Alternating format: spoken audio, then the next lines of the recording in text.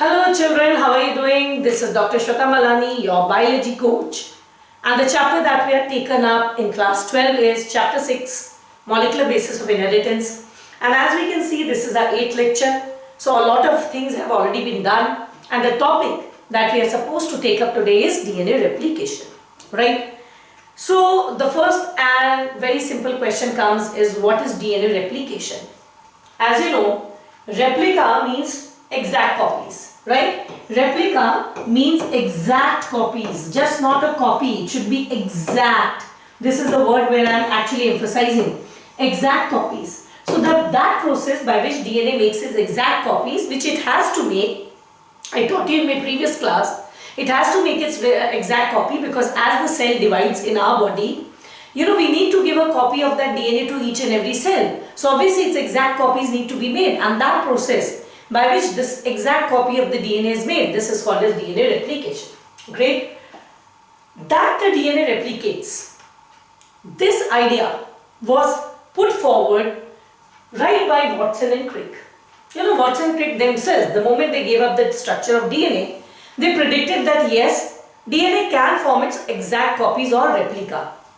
Now the question arises, how did this occur to them? So as you know, while working on DNA, Watson and Crick found out that there is a specific base pairing.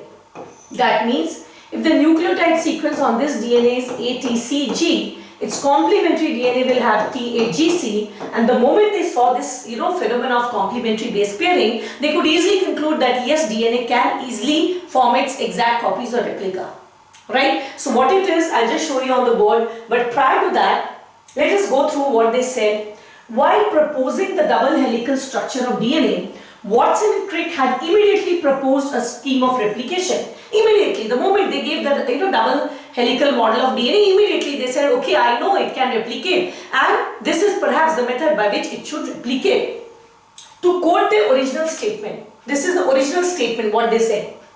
It has not escaped our notice that the specific base pairing we have postulated immediately suggests possible copying mechanism for the genetic material. This Watson and Crick, they proposed in the year 1953.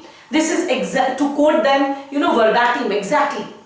Now what they are trying to say, let us try to analyze for ourselves. Okay? Now what Watson and Crick observed was that if this is my DNA, one strand, and if the nucleotide sequence here is A, T and C and G as I just showed you, the other would have a complementary sequence of P, A, G, C, and this complementary sequencing was also very fixed. So they said the moment we saw this type of specific base pairing, we could immediately predict that yes, DNA can form its copies. Why? Because if both the strands are separated, like this, one is A, T, C, G and the other strand is T, A, G, C, and we allow both of them to form their complementary copies. So if this forms this copy, it will be T, A, G, C, right? And if this forms the copy, it will be A, T, C, G. So the moment we allow them to form complementary copies, this DNA will look identical to my previous DNA. So this is what came to their mind, and they said, yes, this is fantastic that the DNAs have, a specific base pairing. This by itself confirms that they themselves have a formula to replicate. So what was the problem? What are we actually right now going to study today? The first thing that we are going to study today is, right, we understood that the DNA can replicate.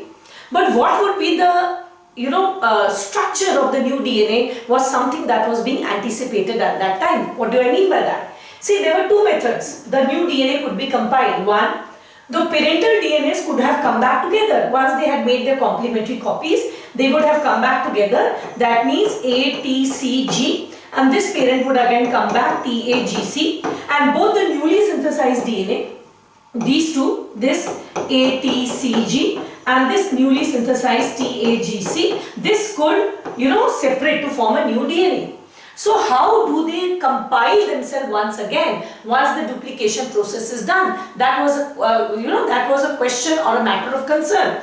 Do they do it like this, or they remain like this, with one of the strands being parental, one being the newly synthesized? You can see parental and newly synthesized, or both the parental they come back together and the newly synthesized come back together, and this is how the two DNAs are formed. So this is the question that was actually coming to our mind. In what way do they arrange themselves once again to form the original DNA? There was a third proposal as well, which I am going to show you just right now after this, as I turn over my page. See? So I hope you have followed my lecture till now. I said that yes, DNA needs to replicate, because as a cell divides, each of the cell need to have their own copy of DNA. So DNA needs to replicate. Now, can it replicate? That was given right by Watson and Crick in 1953. They said that on this specific base pairing itself suggests that DNA has a formula to replicate. And how they could give this, that each will form their complementary, strand, and this way we could have two DNA from one DNA. But the next question that came was, once they form their complementary strand, how do they organize? Does the parental strand come back again and the newly synthesized come again, such that of the two DNAs formed, one is completely parental in origin and one is completely the new one? Or it is like this, that both the parents are partly parental, partly new and partly parental. This was the question that was coming to us. Besides that, they also had a third formula as to how this two strands of DNA could get themselves reorganized. So first let me tell you the names of these two methods. This they called as conservative method. This was called as conservative method. Why? Because here we are conserving the parental DNA as it is and the newly synthesized DNA is completely new. So this method is called as the conservative method. This is the method 1, and this second method, this is called as semi-conservative method. Semi-conservative we call them because here conservative we call them because here one of the strand is parental, one is new, so this is semi, half new, half old, so this is called as semi-conservative method.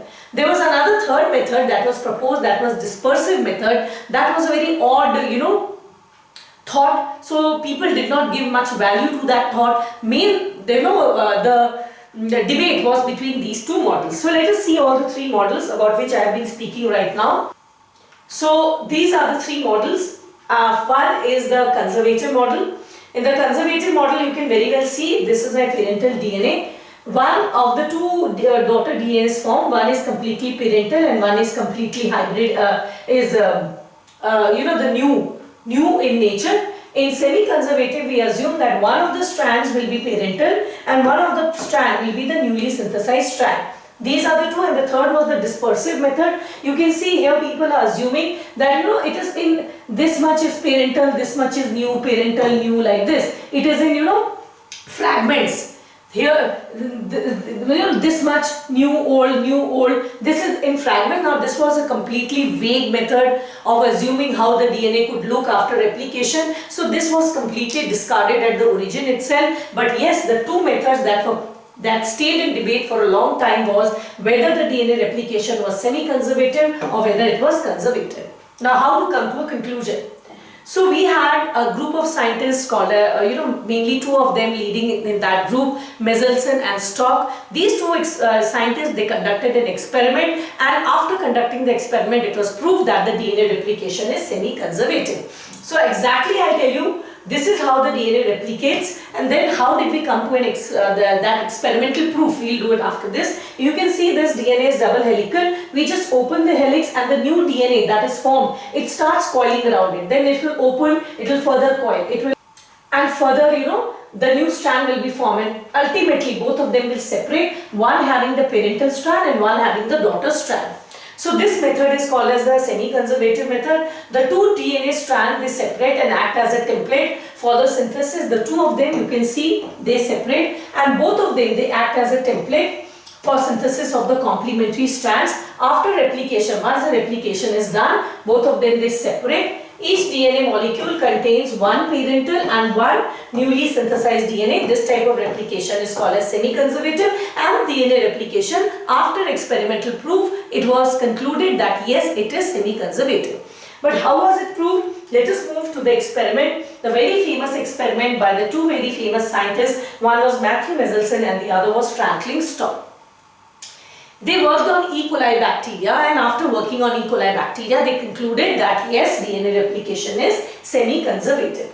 Now what did they do? Let me first give you a brief of the experiment, and after that I'm going to go you again navigate through the PowerPoint presentations, and as you know, I will also go through the NCERT reading of what we have done and the probable questions that can be asked from that portion. Now, how did Michelson and Stock they worked?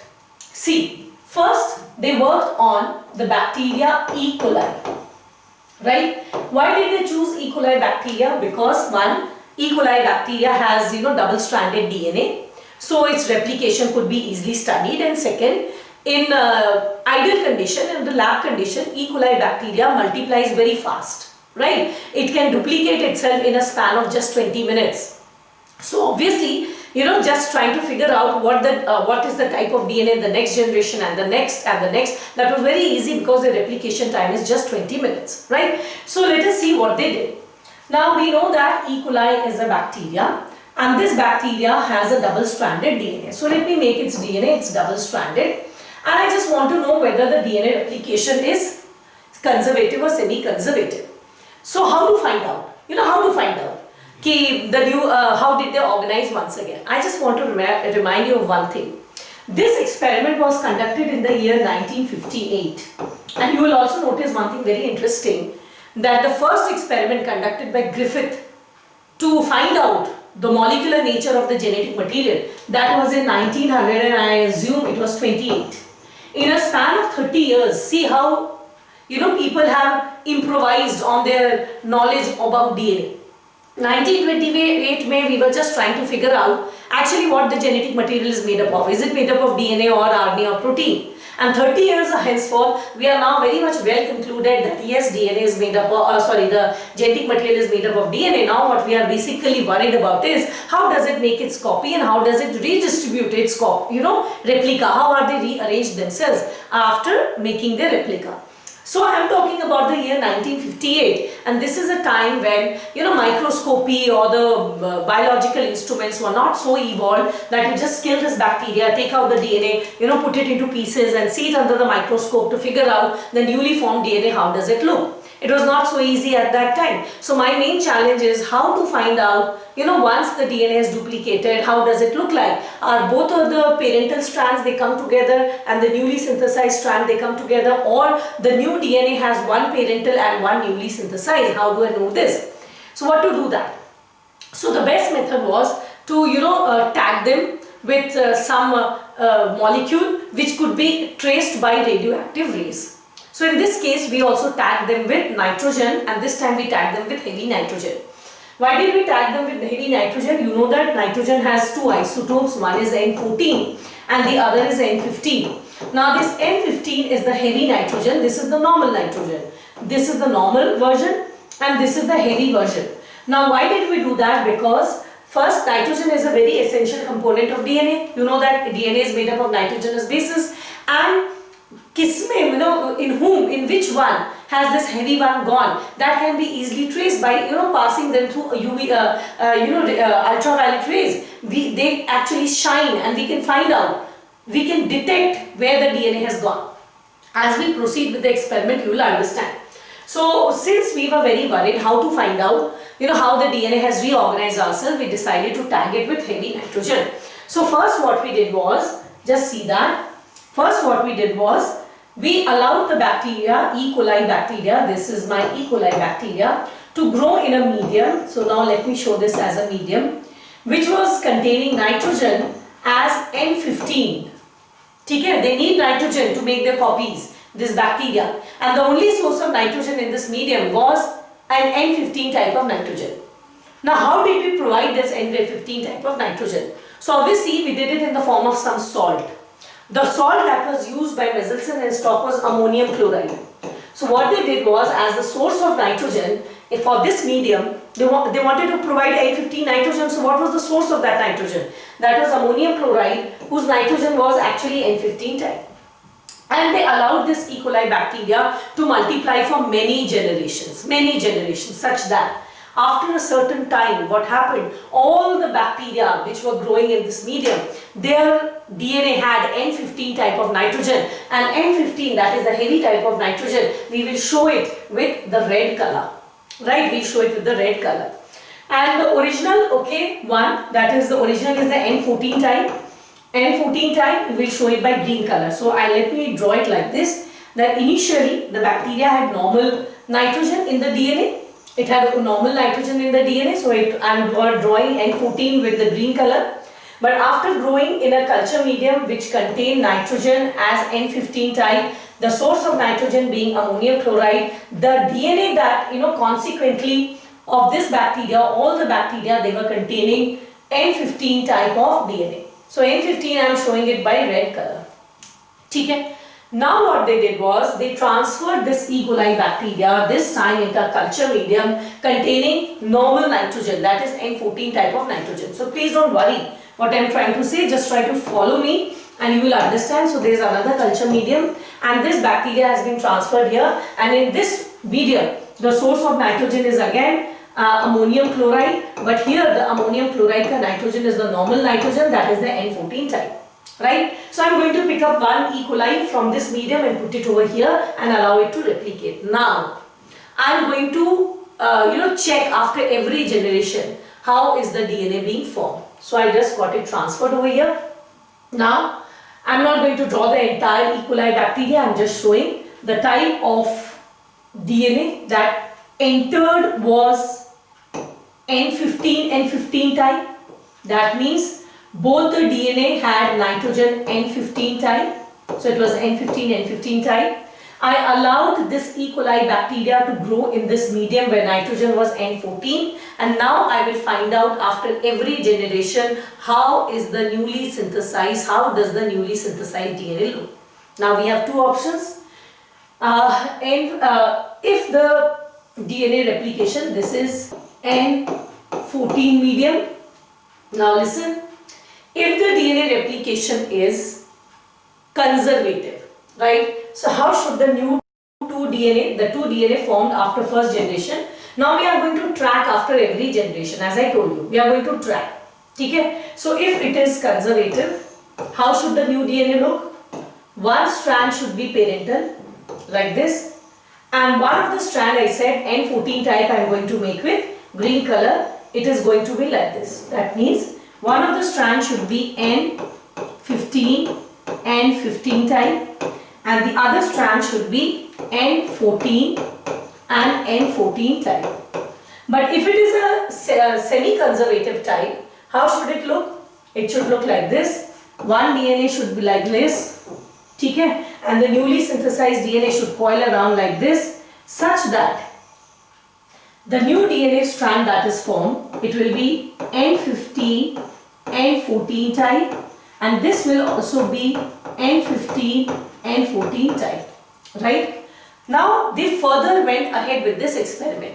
They went for the next generation as well. So they put E. coli bacteria here, they allowed it to multiply. The moment we had two E. coli from one, they studied, they broke open the E. coli bacteria, extracted the DNA, and they wanted to find out whether in the two E. coli bacteria, were the DNA arranged like this or was it arranged like this? They wanted to know.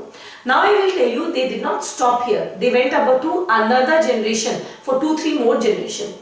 If I go to the next generation, I'll just show you. If the DNA replication is conservative, so both the DNA strands should be formed as it is. This should remain like this. This should remain like this, both the parents, and the newly synthesized DNA should be N14 type. Why? Because the medium contains N14 type of nitrogen. So the two new DNA should be like this, right? But if it is semi-conservative type, then both the parental strands will separate.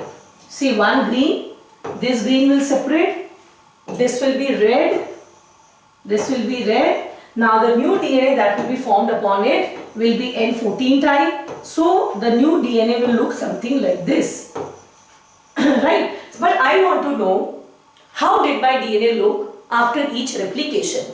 Did it replicate in this format or did it replicate in this format? This is what I wanted to know. Now how to find it out? That was my greatest challenge, because as I told you, I am talking about the year 1958, when the microscopy or the instruments were not so well developed that we break open the E. coli bacteria and put their DNA under microscope and then just find out what is the face of the new DNA. Right? So that was the biggest challenge. So how did we overcome this challenge? That is the second part of this experiment. Now before I move to the second part of the experiment, I will once again summarize what I have taught you, and I'll show you some PowerPoint presentations on them, and then we'll move to the next part. Then we'll join the two together, and then we'll come to a conclusive answer. Now come here. As I told you, we knew that DNA can form a replica. The only challenge that was in front of us is, how does the new DNA look like? Does it like that both the parental strands, they separate and the newly formed separate, or the new DNA has one parental, one new, one parental, one new? This is what the challenge was, how to find it out. So Michelson and Stock, they are two scientists who actually came up with an experiment to demonstrate how did the DNA replicate. Was it semi-conservative or conservative? So how did they work? They worked on a bacteria called E. coli. They worked on E. coli bacteria because of two reasons. One, E. coli bacteria had double-stranded DNA, so studying DNA replication was easy. And second, they worked on E. coli bacteria because it had a very short replication time, only 20 minutes. So, you know, the experiment could be conducted for many generations in a very short span of time. Okay? Once they did it, now what did they actually do? Initially, the E. coli bacteria, obviously since it has DNA, it must be having nitrogen, and it contained the normal, nitrogen, that is the N14 type. This is what the DNA, the E. coli bacteria, it contained. Now, how do we find out after replication how the new DNA looks like? So, what we decided was, why should we not tag this DNA? You know, the synthesis of DNA should be tagged with such a molecule which can be easily detected by autoradiography. You know, by UV rays, we can easily detect where that molecule has actually gone. So what we did was, in this case, we took the isotope of nitrogen, the N15 type, the heavy type, which can be easily, radiographed and detected, and we allowed the E. coli bacteria to grow in this medium for many generations. The source of nitrogen in this medium was an ammonium chloride, where the nitrogen was N15 type. This being the only source of nitrogen, as the E. coli bacteria replicated, all the new E. coli bacteria had both the strands in the N15 type. That means both of the DNA strands were made up of nitrogen of N15 type. Now what we did was, we transferred this E. coli bacteria into a medium, this time containing normal nitrogen. So this time this medium contained N14 type of nitrogen, and that too in the form of ammonium chloride. So it was ammonium having N14 type of nitrogen chloride. And this time what we did was, with every time the E. coli bacteria replicated, we tried to figure out how is the DNA organized. Now we had two proposals in front of us. I told you, dispersive was not at all in our mind. What we were basically struggling was between the semi-conservative and the conservative mode of replication. So had the DNA replication been conservative type, which I have shown here, what would have happened is, after the first generation replication, one of the DNA would have been original parental type, that is the N15 type which we took here, and the other would have been N14 type, because the nitrogen source in this medium is the N14 type. And if we would have gone for the second generation, so this is the first generation, when we go for the second generation from here, we would have seen, right, that these parental types would have been conserved, and the new DNA would have been N14 type again, because the medium contains N14 type of nitrogen. But had it been semi-conservative, the first generation DNA would have looked like this. This would have separated parental, and the new strand N14 would have been synthesized around it, and in the next generation again, all the four parental DNA would have separated, and the new green type would have come across it, so that the DNA would have looked like this. Now the problem is, exactly how does it look like? How do we find out? So for that, they went for a cesium chloride density gradient method, these two people. And what is that? I am going to let you know just in a moment. So coming back, so this is, you can see, this is Matthew Michelson, this is Franklin Stock, and DNA replicates in a semi-conservative method. They showed it while working on E. coli bacteria, right? And the experiment was performed in the year 1958. What they did was, what I taught you first, let us see. They grew E. coli in a medium containing ammonium chloride, which contained N15 type of nitrogen. This is the heavy isotope of nitrogen, and this was the source of nitrogen for many generations for this E. coli bacteria. As a result, N15 type got incorporated in the newly synthesized DNA, and then they were transferred into a medium that contained the normal DNA nitrogen, that is the N14 type of nitrogen, and took sample at various definite time interval. Here we fix the time interval. After every generation, we are actually trying to figure out how things are being done. So how did they find out? Right, for this they went for a method called as cesium chloride density gradient method. First I will tell you a little bit about it. I'll show you some photographs and then we'll come to the method once again. Now studies reveal that cesium chloride is a chemical, right? Just see that. Cesium chloride is a chemical which when centrifuged it forms a definite gradient.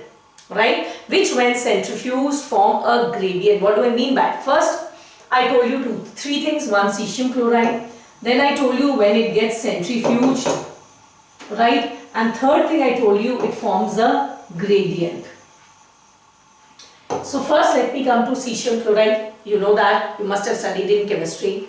Centrifuge. What does centrifuge mean? Centrifuge means when we, revolve something or rotate something at a very fast speed. When, just like this, just the way the mixie in our house works, it is also a centrifuge machine. It's only RPM. RPM means revolutions per minute. It's quite low. And the centrifuge machine we used in the labs, its RPM is very high. The revolutions per minute. Suppose in your mixie, the RPM is maybe 100 per minute. I don't know what it is. Say it is 100 per minute. So in the lab, the centrifuge machine which you use is maybe 10,000 per minute or 50,000 per minute. In 1 minute, they will go like this 50,000 times. So as a result, what happens when you rotate anything very fast, some chemicals, they have a tendency to get separated as per their density, and that they form a definite density gradient. So this was what happened in case of cesium chloride. When we centrifuged it in a test tube, it formed a density gradient. And you know that whenever density gradient is made, the heaviest molecules, they settle at the bottom, this less one above, and usse less above. Okay, so it formed a complete gradient. Now regarding this centrifugation and this gradient, I like to show you some photos. I'll just show you how the centrifuge machine actually looks like. So you can see this is the test tube, and this test tube we put the fluid, and then when we revolve, what happens is the test tubes are normally like this, right? We fill it up and then we put it in the centrifuge machine. The moment it starts moving, it becomes like this, like an aeroplane, the wings coming up. It comes like this and then it moves like this at a very high speed. And then it forms a gradient, and regarding this gradient, I'd like to give you an example from your day-to-day code. You must have seen, just see here, your mother taking out makhan, that is, butter out of the cream, malai, that happens, from the milk. She takes out those butter from the buttermilk or something. How does she do that? Right? So just see that she just puts it in the mixie. She, move, when as the mixie blades, they rotate, what happens is the heavy butter, the heavy buttermilk, the milk that is left out, it settles at the bottom, and the lighter butter, it starts floating at the top. So you know that we have been doing centrifugation experiments in our day-to-day life at our homes. We put the malai in a mixie, then we put some chilled water, then see your mother, she will move it in the mixie. After some time, the heavy milk will settle at the bottom and the butter will start floating. She takes out that butter, then she heats it over the kadhai and she makes the ghee out of it. Right? So we have been doing this centrifugation. Similarly, when here we had two gradients, the heavy milk at the bottom and the butter at the top. But when we repeat the same experiment with cesium chloride, it forms three density gradients. So I just wanted to show you this, just to tell you that this is something you know of and you have been doing of it. So just let us see the original diagram. So once the centrifugation is done, you can see here cesium chloride forms three gradients. One is the heaviest is here, the middle is here, and the lightest is here. And one interesting thing I want to tell you about this cesium chloride density gradient, and that interesting thing is this gradient actually coincides with the density of nitrogen in its three forms as well. Now look at this. I told you this is my cesium chloride density gradient. This is the heaviest. I'm going to make it with three colors. This is the heaviest. Now this is the middle part. I've made it like this, and the lightest one is over here. It divides into three. 1, 2, 3. And you will be happy to know that this actually coincides with the density of. I told you we are using two types of nitrogen here. One is N15 type and the other is N14 type. I made it very clear that N15 is the heavy type. So which is the heaviest combination? We can have 3 combinations out of 2. One combination is that both the DNA are of N15 type. So when both the DNA of N15 type, we write it as N15, N15 type. So this is the heaviest combination. The next combination can be that one is heavy and one is light. Okay? If one is heavy and one is light, this will look like this, and we will label it as N15, N14 type, and this is little lighter than this one because N15 is heavy and N14 is lighter. The third combination is that both the DNA is N14 type, so that we write it as N14, N14 type, and obviously this is going to be the lightest because N14 is the lightest of 3. Both of them N15 very heavy. N15, N14 heavy but not as much, and that is light because both the chains are light. You will be surprised that this gradient it matched with the density of this combination of DNA, this matched with this, and this one matched with this. Now this was a breakthrough observation for us. Why? Because there is another concept of buoyancy which you have studied in physics. You know that if any molecule, if any compound or any molecule or any substance, if it is heavier than the liquid in which it is found, it will settle at the bottom.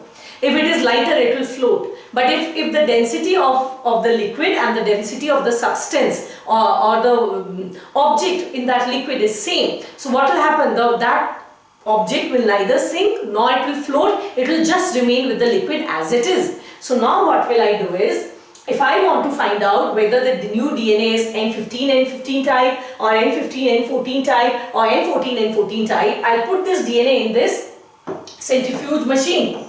And with cesium chloride, and I'll allow it to centrifuge, right? If the DNA is at N15, N15 type, this DNA will be found in this layer because this layer has the same density as N15, N15 type, and according to the law of buoyancy, if two things they have the same density, they will tend to remain with each other rather than sinking or floating.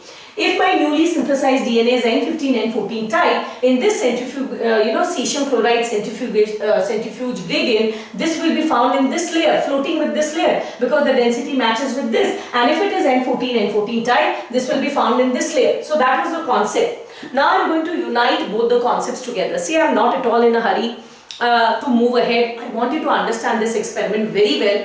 I have seen children confusing a lot. I am going to give you a numerical also at the end of this once I stop teaching. So let me put, I have actually taught you two things in isolation. Now let me put the two of them together to make the experiment complete. But before that, what have I taught you? Let me tell you. What I taught you is very simple. I told you that DNA is going to replicate. Our only concern is after replication, how does it show itself? Is it that both the parental they come together and newly synthesized like this? Does it come like this, that both the parental together and newly synthesized together, or does it come like this, that one parental, one newly synthesized, one parental, one newly synthesized? If the DNA replicates like this, we gave a term to it that is called as the conservative method, and if it replicates like this, we gave a term to it that is semi-conservative method.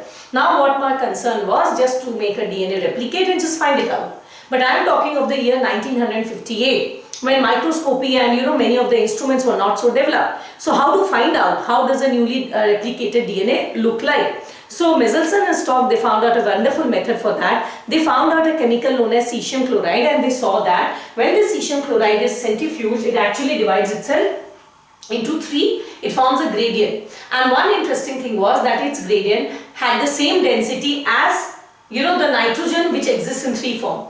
The heaviest form had the same density as the N15, N15 type of nitrogen. The middle one had the same density as N15, N14 type, and the topmost one has the same density as N14, N14 type. Now what I have done is, I have a cell, I have an E. coli bacteria, I allowed it to replicate. If the DNA replication is conservative, and what I'll do, I'll kill the bacteria, I'll take out its DNA, put it in cesium chloride test tube and make it centrifuge.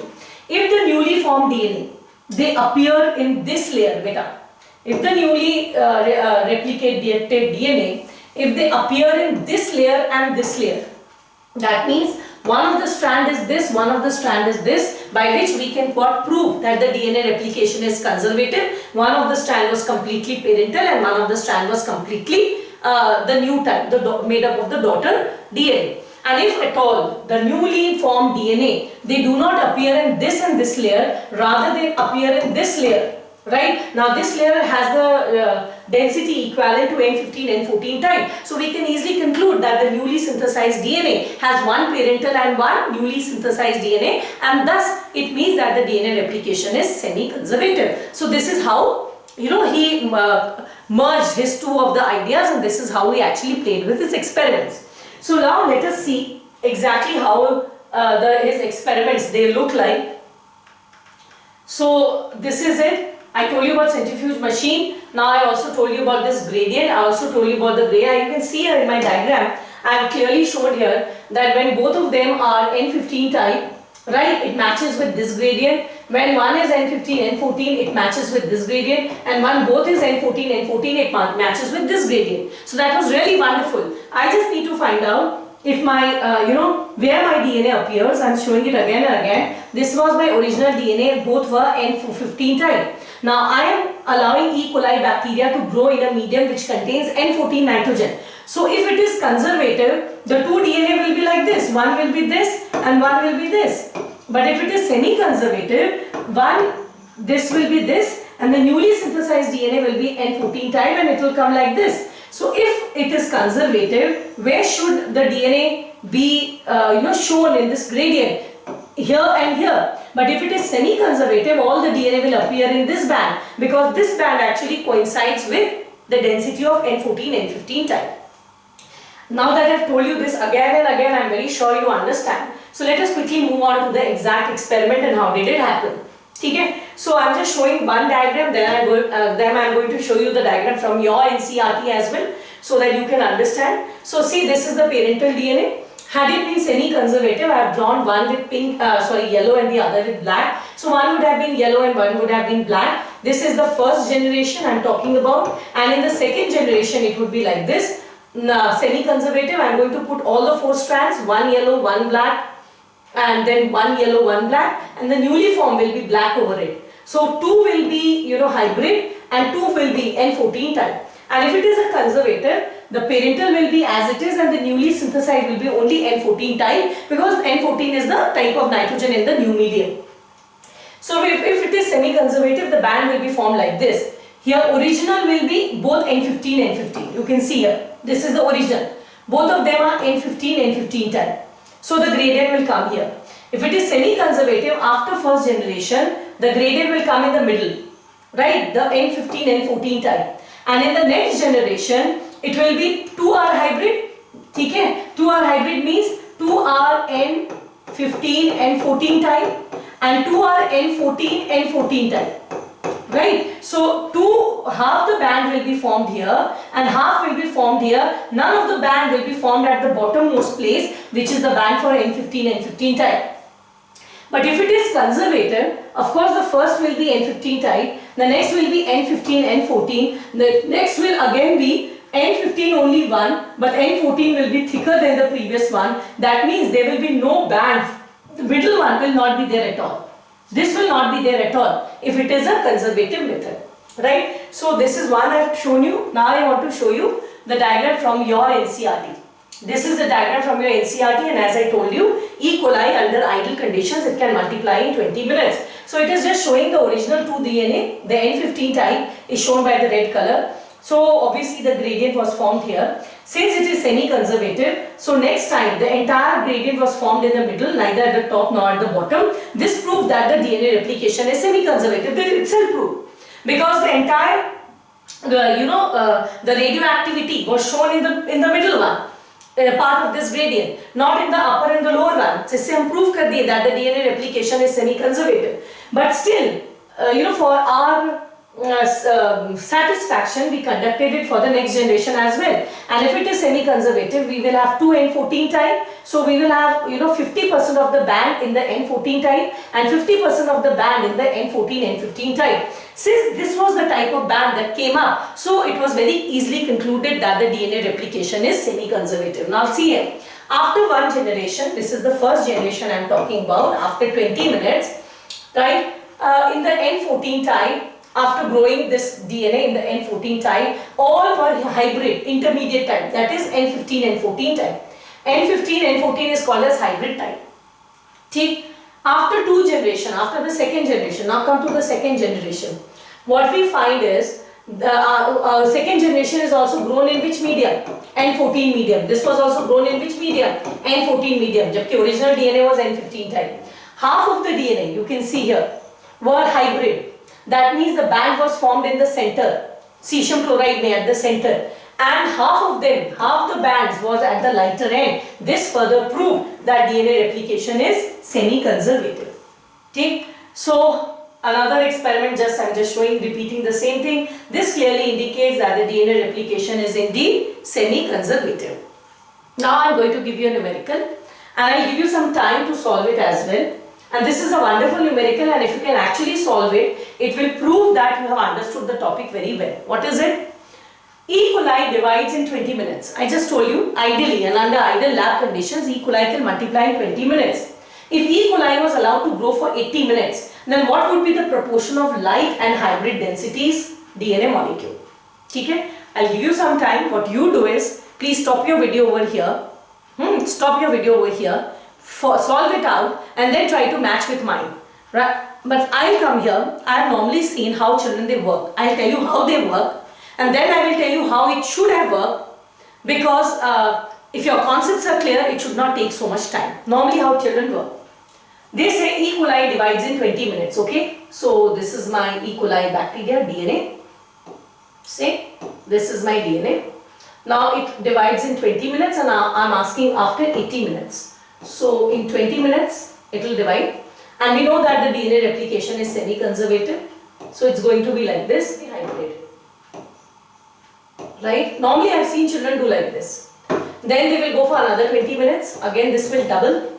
We will have 4 out of. So this is one red separated. I am separating all the parental DNA. I am making the new DNA with the green, that is an N14 type, because the medium in which the DNA is replicating is N14 type. So 2020 it becomes 40. I have 4 DNA of which 2 are hybrid and 2 are N14 type. Okay? Normally I have seen children, then they will go again. They will go for another 20 minutes, 20, 40, 60, again it will double. Now I am going to separate all of them. This is a wrong method how you solve. But still I am trying to show. I am going to separate all of them. This is one green, 1, 2, 3, 4, 5, 6. I have 6 green. 4, 5, 6 and 2 red. 2 red. Right? And the newly synthesized DNA will be green above it. It will be green like this. Okay? So I have what? I have 2 hybrid. I have 2 hybrid. And remaining 3, 3, 6. I have, it is N14 type. N14 is 6 and hybrid is 2. Now again I will go for the next 20 minutes. This is how, please do not do it like this. This is the wrong method. But still I am just showing it to you. I don't know whether you can see till here. Yeah, you can see till here. Now the next, I don't even have enough place to show you this. Now how many green is there? 1, 2, 3, 4, 5, 6, 7, 8, 9, 10, 11, 12, 13, 14. Okay? So it will be 1, 2, 3, 4, 5, 6, 7, 8, 9, 10, 11, 12, 13, 14, and I have 2 red parents. Now the newly synthesized DNA will be N14 type because the medium is N14. So it's going to be N14 type. I'm doing very quickly, I'm drawing clumsy DNA. I hope you do not mind about it because we need to actually come to the concept. So how many has been formed? 1, 2, 3, 4, 5, 6, 7, 8, 9, 10, 11, 12, 13, 14, 15, 16. Of 16, how many is hybrid? Hybrid is 2. We have 2 hybrid and N14 type. We have N14. We have 14. So 14 plus 2, 16. This is how. So what the, and the answer is also correct. So the children will say what proportion will be light. So they will say it will be what proportion of light and hybrid densities DNA molecule will be formed. So light will be 14 out of 16. This will be light, and hybrid will be 2 out of 16. So in proportion you can also write this will be 7 by 8 and you can write this is 1 by 8. Normally I have seen children work like this. This is how they work. But now I am going to give you some clues actually how you should solve it. First, you must have noticed that hybrid throughout has been 2. Look at here also. Here hybrid is 2 and N14 is 2. N14 is 2. Here hybrid is 2, N14 is 6. Here hybrid is 2 and N14 is 14. Hybrid will always remain 2. Why? Because you have taken original DNA as the N15 type. That is the original. They will separate because it is semi-conservative and the new DNA will be N14 type. Now whatever new DNA that will come up, that will be N14 type only. N15 you can have only 2. Only 2 because your original one was N15 type. After that it is N14. So no matter, every time the parental strand they separate to form a template, but N14, N15 we have only 2. And since every time the new DNA that will be formed will be N14 type, so hybrid will continue to remain 2. See, here also it is 2 because the DNA replication is semi-conservative. So rather than solving this lengthy method, I'll just show you a very quick method how you could have otherwise solved it. So let me first remove everything that's on the board. Now see how I would have done it. I would have done it is that this is my E. coli bacteria. 1. I'll just first draw 20 minutes gap. In 20 minutes, how many will be formed? Next 20 is 40. Next 20 is 60. And next 20 is 80. Right? So this way I have shown the 80 minutes duplication. Now in 20 minutes it will double. From 1 I will be having 2. Another 20 minutes again double. 2 to 4. Then 4 to 8. 8 to 16. No matter for how many times it goes on dividing, I will have only 2 hybrid. So out of 16, 2 by 16 is hybrid. And remaining 14 by 16 is N14 type. Had N14 type. Had they asked me how many, what will be the proportion after they have asked 80 now, what if they had asked about after 100 minutes. So let us go for 100 minutes.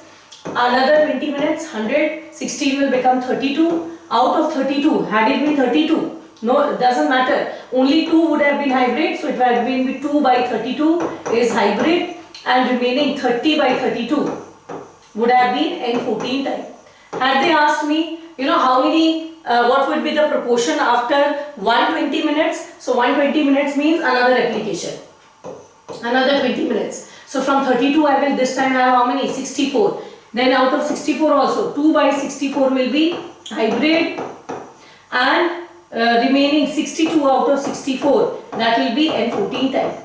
So what I want to teach you is, in such sums you may not draw those elaborate diagrams. If your concept is clear, you know that since we have started with only one DNA, with both the strands N15 type, and since DNA replication is semi-conservative and parental strands is separate and the new DNA is wound about it. So since we had only one DNA N15 type, so no matter how many generations we go, we will have only 2 hybrid because one was completely N15 type. So during replication both of them will separate. So obviously at the max we can have only 2 hybrid and the remaining all will be N14 type. So if this concept is clear, if it is not, you can put it in your comment box below and you can let me know where you could not understand, so that I'll try to come back to you again on YouTube live or something like that, so that I can clear this what I have taught here. But I'm sure if you visit this video once or twice, you will be very clear with this. Now, that the DNA replication is semi-conservative was further proved by other scientists as well.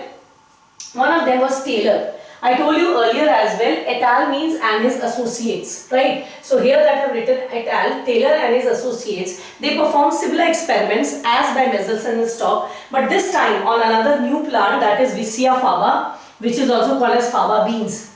They performed the same experiment and they came with the same conclusion that DNA replicates in a semi-conservative manner.